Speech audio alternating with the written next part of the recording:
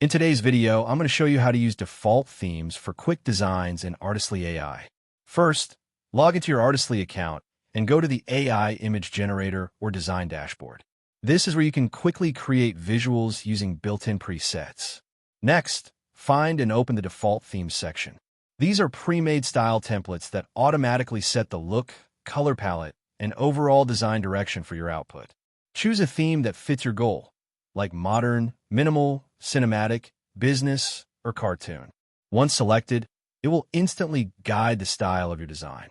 Now enter a simple prompt describing what you want to create, such as social media post for a new product launch or YouTube banner for a tech channel.